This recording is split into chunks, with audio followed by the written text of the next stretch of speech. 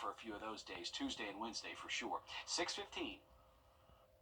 Two Bamberg County inmates now face arson charges. SLED says 30-year-old Jimmy McMillan Jr. and 32-year-old Jeffrey Augustine sparked a fire inside the jail, causing damage and putting other inmates and staff in danger. This happened on January 15th. Arrest warrants say the inmates were caught on camera during that crime. This morning, the Orangeburg County Sheriff's Office is searching for missing people. Authorities say that 19-year-old Cheyenne Campbell told her family she was going to an Airbnb in Columbia with an unknown man and hasn't been seen since. That was in January. Officials say she has ties to Wichita, Kansas and Salisbury, Maryland. Then officials say that 23-year-old Chloe Williams disappeared in December. Investigators say that she's known to be in the Nices and Cordova areas in Orangeburg County. If you know where they are, call the Orangeburg County Communications Center. We do have that number on your screen. It's 803-534-3550. The cost of full-time child care for young children is too high for the average Georgia family. A recent report from the Economic Policy Institute found the cost of child care is often higher than in-state college tuition.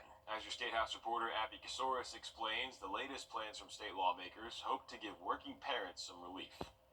Teresa Gray has her hands full with a 6-month-old and a 2-year-old. So thankfully I'm able to have my mom watch the girls, but if I didn't have access to that, I don't think that I would be able to work. The Economic Policy Institute found the average family pays over $8,500 a child per year. I mean, it's more than a mortgage.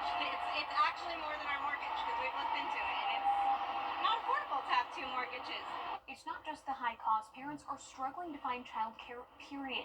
After the end of federal funding through the American Rescue Plan, the Century Foundation reports that nearly 1,000 programs will close here in Georgia, leaving more than 80,000 children without care. I've got 2 young kids at home now.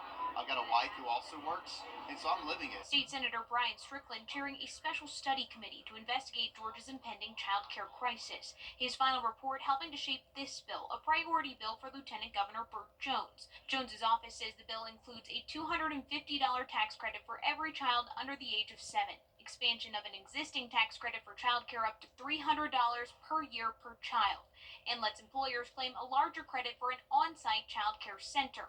We're hearing from business owners that say, I need employees now for jobs, and I can't get employees because they're trying to balance child care issues. Tax credits allow someone to reduce their tax bill up to the limit that someone may owe, meaning if you don't owe money to the state, you can't get money back. Democrats are arguing for a refundable tax credit, $200 for children under the age of 17, and a child care tax credit worth up to the total amount a parent spends on daycare, preschool, after-school care, or summer programs. So we have a multi-billion-dollar surplus. I think this is a great opportunity, again, to invest in kids today so we can work on strengthening our economy for the future. This isn't a case of this bill or that bill. House Democrats hoping that Senate Republicans may support their bill or change theirs. In Atlanta, I'm Abby Kasoris. The Andy